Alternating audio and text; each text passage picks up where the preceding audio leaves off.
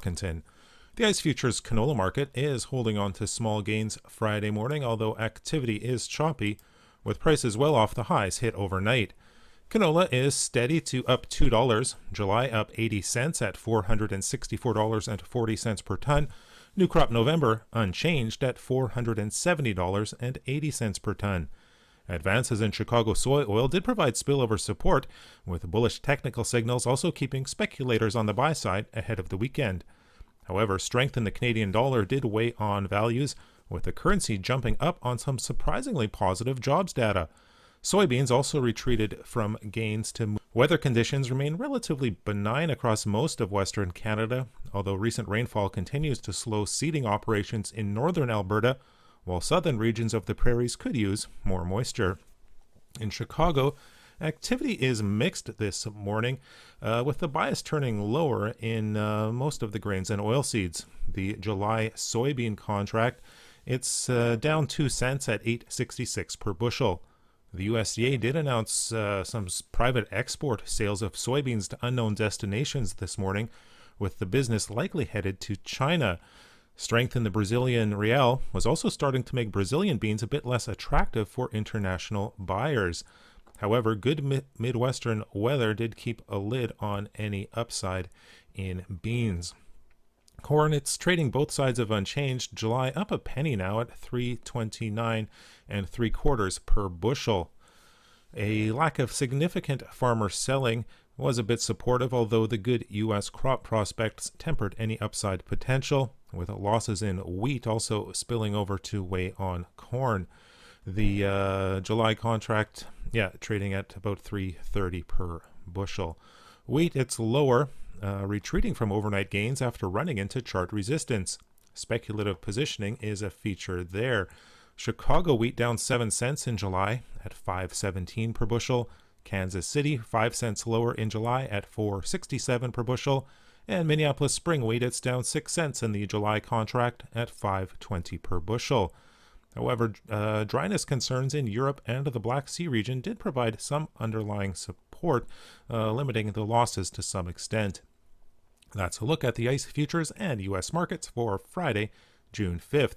In Winnipeg, for Markets Farm, I'm Phil Franz-Workington. Spring is here, and the drive is on for savings. Get up and running today during New Holland's Spring Drive sales event from Butler Farm Equipment in Fort St. John. Find great deals and special savings featuring 0% financing and cashback offers on New Holland tractors, from compacts to high horsepower models and everything in between. Save on select New Holland hay tools, too. Call Butler Farm Equipment at 250-785-1800 today, because just like Spring Drive savings won't last long. The opinions expressed during this show do not represent those of this station. If you've missed any of this show, you can follow the podcast at energeticcity.ca. Now, an in-depth look at the news and information shaping our community. This is Moose Talks with your host, Doug Craig, on Moose FM.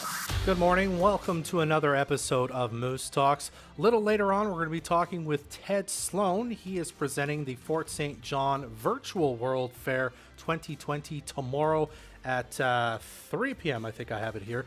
So we're going to talk about what that fair is going to look like, given that they're doing it virtually, and how Ted's adapted it, or helped adapt it anyway, to be streamed live on the internet. To start, though, we're going to talk with Alan Yu, the founder of the Fort St. John Multicultural Society, all about racism in our community. Good morning, Alan. Thanks for doing this. Good morning, Ted, and thank you for having me. All right. Well, as you know, there's been more talk, I would say, of racism in the national conversation lately. Protests in the United States and Canada over police brutality against Black and Indigenous people. More reported racism against Asian Canadians since the beginning of the COVID-19 pandemic. And in fact, there's a protest for peace happening at noon today at City Hall that's related to this. It's a tough question to start with, but how important do you think it is for us to be having a conversation about racism on a national level right now? It is very important that we talk about racism. For one thing, it's not very rampant here in Canada and in Fort St. John specifically. However, it does happen.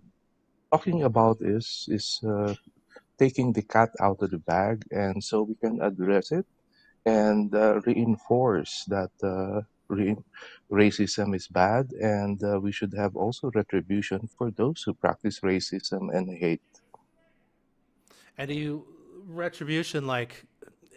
Do you think it's more about confronting it when you see it, like a person like me, if I hear somebody say it or anything like that? Is it about kind of confrontation then?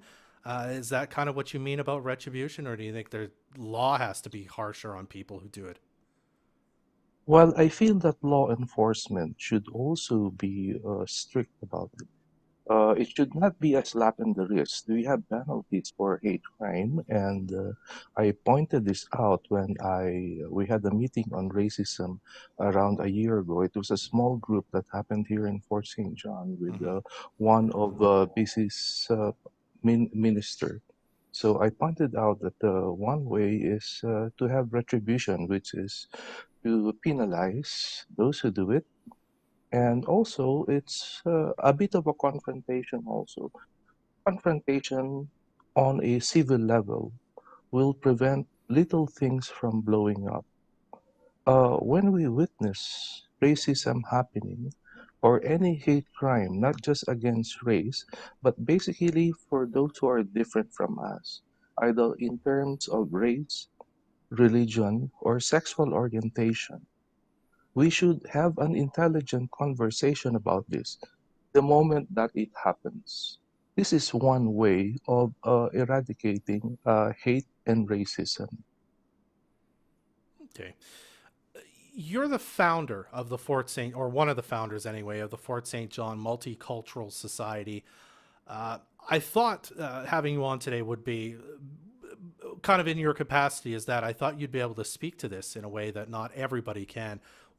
First of all, what do you think the places or societies like the Fort St. John Multicultural Society, how do they contribute to maybe stemming the tide of racism, or at least sort of helping it from maybe spreading more? What do you think of that?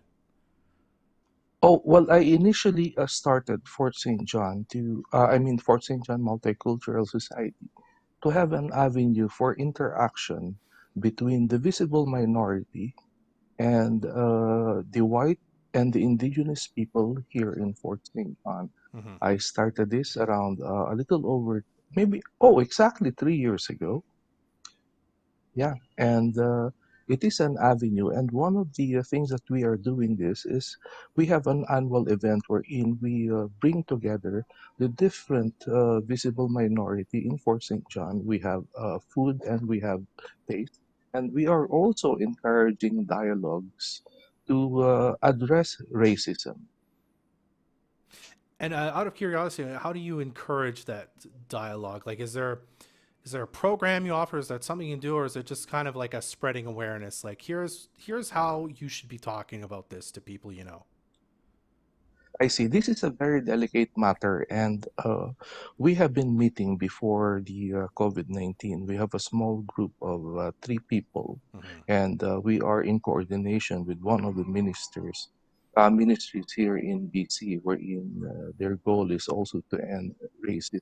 Mm-hmm. This is a delicate matter, so we are laying the groundwork for this dialogue. Unfortunately, in the 3 years, I was only able to hold one of these dialogue, and this was a few days after I started for St. John Multicultural Society. I see. So this would be something you would like to see happen a lot more often, then, like to have the government take it more seriously, essentially.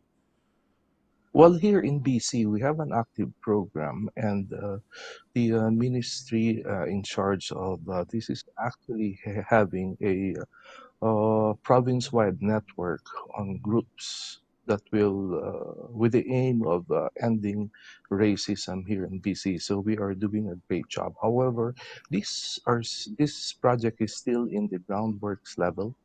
Mm-hmm. And yes, we are just starting out. And another thing that we are working with in the Fort St. John Multicultural Society is how to address racism in the workplace. We have been discussing this for over 2 years now, and however, it is a very slow process. As I said earlier, it's a delicate process, and we have to break it gently. We don't want to be confrontational, and we have to be very diplomatic in our approach to it. Unfortunately, it is delaying. However, on my part and on part of my friends, I do encourage them to talk about it openly, diplomatically. Okay. Uh, and Alan, this is a difficult question to answer too. I mean, you started the multicultural society, as you say, so I imagine racism has had some role to play in your life in some regard. How has it affected your life? Whether it was when you came here, in starting the society, was it an inspiration for you to begin the society? This kind of role of racism that's played in your life. Uh, well, in my life here in Canada, I've only been an object of probably two Hmm. racist comments, and this is not actually directed at me face to face, but on Facebook. However, that is not the one that inspired me to start Fort St. John Multicultural Society. I actually started Fort St. John Multicultural Society uh, a few months after the presidency of Trump. Hmm.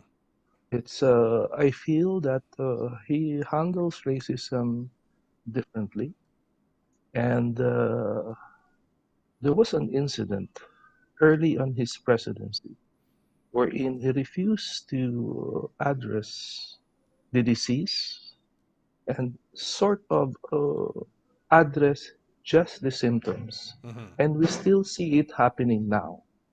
I feel that when the United States sneezes, Canada gets a cold. So Hmm. we can see now that our lives are intertwined. So this is actually why I started Fort St. John Multicultural Society. Okay. I, yeah, I do like President Trump in terms of energy. He is very good to the Canadian energy sector, the oil and gas sector. However, we can still see it now. What I saw early in his presidency, and what I see now, wherein he is, uh, well, he is addressing the symptom, but not the disease. Hmm. And I would like to see that adopted here in Canada as well. It's we address the root and not just the protest. We address the roots through education, through and dialogue. Thank you. So, I mean, that leads into my next question. You think the government, kind of on all levels, could just do a better job of uh, ensuring that we're educated, in talking about it, in addressing it when it does happen, and sort of making um, changes if they need to, in order to address these sort of systemic racism, even that we seem to see in our society? Yeah, I'd like to address that on two levels, the provincial and the federal level. Hmm. I feel that our province is doing what it can, and it's doing very well in addressing hate crimes and pointing out that racism exists. However, on the federal level, I feel that we are not doing that well. Hmm. It has been a year since the findings on the missing, murdered indigenous women and girls came up, and nothing has been done. Hmm. So, well, I feel that the indigenous people are sort of neglected in this regard. They are not given priority when they are victims of crime. However, one of the failures also of the federal government when it comes to racism is giving favors to certain sectors. The indigenous people are all like victims of crimes and they are neglected. However, and I stress this is a personal opinion, they are also given favors wherein, well, they are given favors. To cite an example, early this year we have had blockades that stopped the Canadian economy, and we can see now that these blockades flattened our GDP, crippled our rail system, it crippled our distribution of goods, led to, uh, economic dysfunction. And this was because the federal government were sort of hesitant and delaying the enforcement of rules because a certain race is behind these actions. So I feel that, yeah, it is effective. And the federal government should be given a failing mark when it comes to dealing with this. Thank you. All right, Alan. Well, we'll end on this note. You've already sort of mentioned it already. This is the third year, I believe, that you guys are doing your Taste of Fort St. John. And you're still planning to do it coming up on June 27th, just a few days before Canada Day. But it's going to be different this year. Why don't you talk a bit about that? Oh, because of the restriction on large gathering, we decided at Fort St. John Multicultural Society that we will be having the Taste of Fort St. John in different participating restaurants here in Fort St. John. June 27 is also Canada's Multicultural Day. And on that day, lunchtime, from 11 to around 2 p.m., those who are interested will be able to go around participating restaurants to sample multicultural food. We already have Japanese food, we have Indian food, we have Greek, we have Asian food, and we are still gathering restaurants. And the difference is that on that particular day, on that particular time, you will be able to sample their food for just $5. Okay, so it'd still be about sampling food. You'll just have to go to the restaurant itself to do so, essentially. Yes, Okay. thank you. Okay. And I imagine you'll have more information about which restaurants are participating kind of coming up a little. I think before we got on the air, you said next week we're going to talk about it a bit more. Is that correct? Yes, we will be announcing the revised Taste of Fort St. John next week. We would like to do that after the World Fair. Right now, we are kind of busy promoting the World Fair of Ted Sloan and the social worker in schools. All right. Well, Alan, I really appreciate you taking a few minutes to talk to us about this today. And we'll have you on in a little while to talk about the World Fair once you've announced, or the World Fair, pardon me, the Taste of Fort St. John once you've announced it. Thanks for joining us today, Alan. Thank you very much, Dub, for having me. You're Good morning. Welcome. All right. We'll be right back on Moose Talks with Ted Sloan right after this. Whether your favorite is a Big Mac, Quarter Pounder, or McCafe coffee, McDonald's is at your service with curbside pickup, available on the McDonald's app from 6:30 a.m. to 8 p.m. or 24-hour drive-thru. Or get your faves brought to your doorstep with McDelivery, available on Skip the Dishes. Whatever way is best for you, rest assured they're taking actions to help protect the health and well-being of you and their crew, including limiting contact whenever possible. So go ahead and enjoy what you love. Available at your McDonald's restaurant located at 10920 Alaska Road. Action Property Management knows that home is where your heart is. And because of that, we have made it our mission to make sure that if you need a home in the beautiful Peace Country, we have the one that fits your needs perfectly. Whether you're looking for furnished or unfurnished, month-to-month leases, single living places, or a place for your whole family, pets, and all, Action Property Management will find your next place to call home. For a list of all our rentals available and an application to get started, check out our website at actionproperty.ca or see our listings at our office across from Totem Mall. At Complete Safety Services, they specialize in, you guessed it, safety. They provide field safety advisors and certified medics with fully equipped MTCs and trucks that are maintained to the highest standards. They can prepare companies for their COR certification, write safety programs, manage ISN and ComplyWorks. Not only that, but Complete Safety Services now offers traffic control, hotshotting, and pilot car services. Complete Safety Services, striving to ensure a safe and healthy working environment on 100th Street in Fort St. John and online at completesafety.ca. You're at home here with the Fort St. John Co-op. With barbecue season upon us, we offer propane bottle filling in the Fort St. John area. This service combined with our great prices and membership rewards when you come to the co-op. Propane filling is available at our 91st Avenue and Airport Road location. Your Fort St. John Co-op strives to serve you better every day. They look forward to serving you. Fort St. John Co-op, you're at home here. The sweetest store in town is open again. Sticky's Candy Fort St. John at the Gateway Plaza offers treats for all ages and tastes. Nostalgic candy, chocolates, and unique gift ideas. Check us out on Facebook and Instagram at Sticky's Candy Fort St. John for opening hours and updates.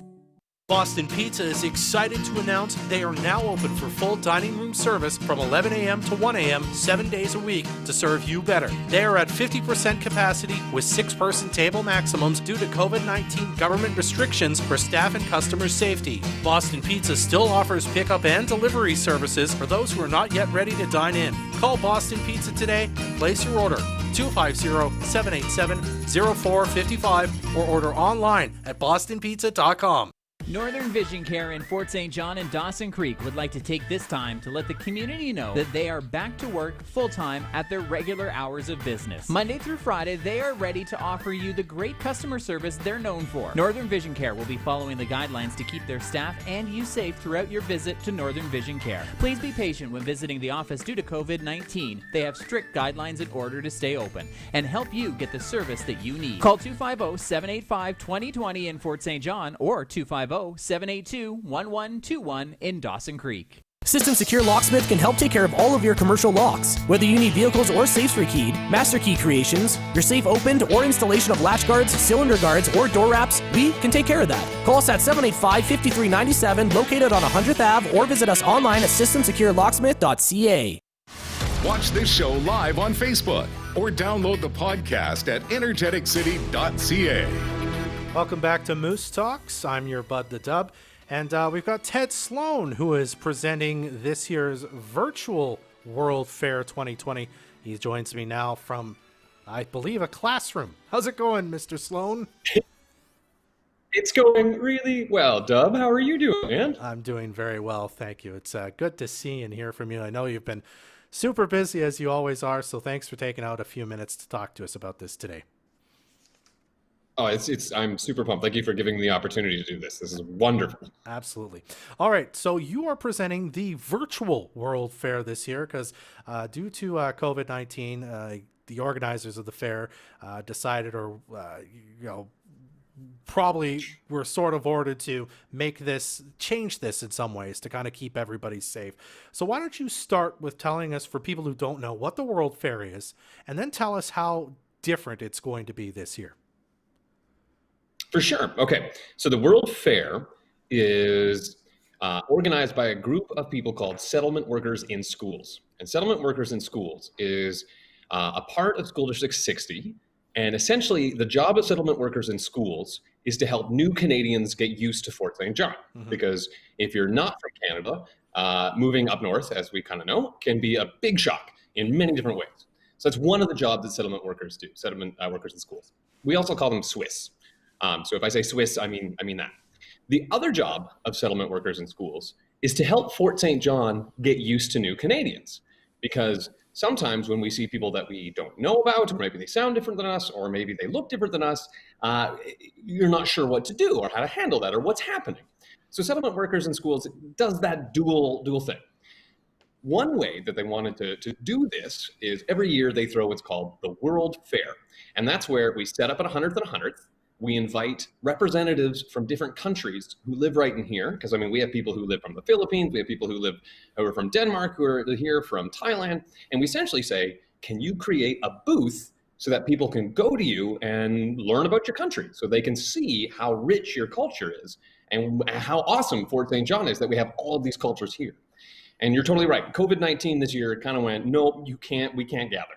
So the organizers, the wonderful Jane Drew, and her crew said, well, we don't want to stop this. Multiculturalism in Fort St. John is something we really need to celebrate and to promote now more than ever. And so they said, well, let's do it online. So they've teamed up with a couple of fantastic technicians. And instead of a real thing where you get to go from booth to booth to booth, we've set it up so that I sit in front of my computer like this, and I basically call up people and go, hey, where are you from? Tell me a little bit about this. And it's actually an adventure because I don't even know what's going to happen. They basically said, Ted, go to this place at this time.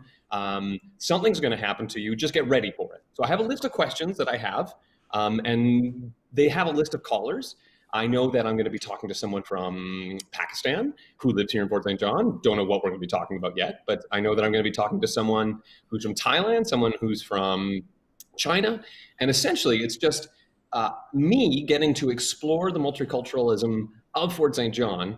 And when I say me, I kind of mean I get to help others see it. I get to be the medium, essentially. And I know that they are going to teach me things like activities. So it's basically, we tried to take the experience, put it in a camera, and now you get to watch it like a movie instead of you getting to experience it in real life. I see. Okay. Now, the obviously downside of this is that, I can't go to this and experience it myself.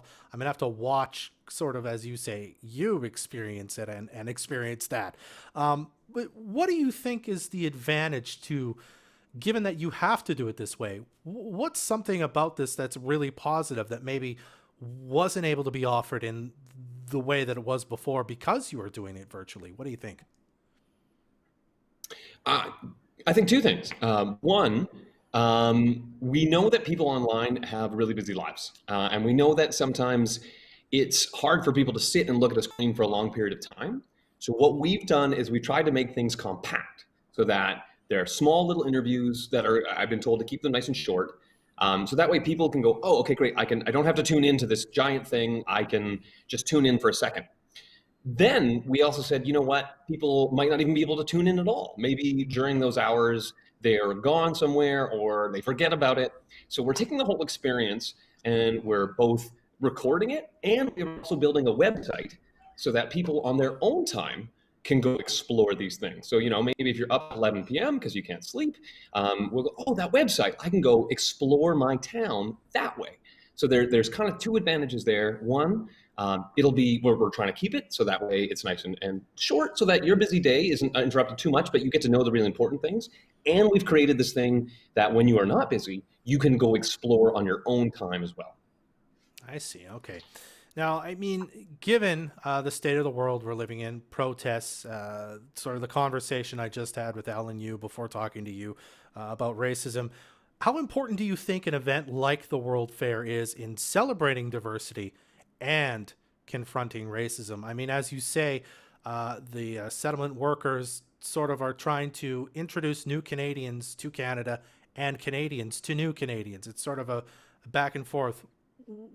How important do you think that is for something like this to be happening tomorrow as it is, especially given the times we're living in? My first answer is I think it's insanely important because it allows people to have a good talk. There's a really cool author. His name is Thomas King. He's an Indigenous author. He writes some really good books. He once said, because someone asked him about protesting, and he said he had two approaches. He said, one, sometimes you have to bang on someone's door and you have to go, hey, listen to me, the world is not great. He said, that's one approach. He said, there's also the approach of light humor, where you don't bang on someone's door, you just talk with them, and when you say hello to them and you bring them something, you get into their kitchen. And when you get into their kitchen, you can really get to know someone. So with the World Fair here, I think this is incredibly important because we're not banging on anyone's door. We're inviting you into our kitchen and saying, do you want to try some of our food? Oh, that's fantastic. Or we're saying, hey, did you know this about these people who live in Fort St. John? And that's why I think this is really important, because we're not trying to say, hey, you have to listen to us. We want you to be a part of us. I mean, Fort St. John is such a rich place because of the people that we have in it. So this is like a party invitation. We want you to come to our party.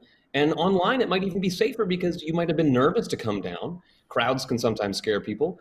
Even just going to a place where you don't recognize anyone can be scary. Mm-hmm. So online, this is a safe spot. And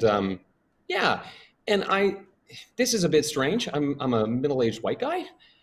So I'm incredibly honored that I get to say, there are so many amazing people. We should celebrate them.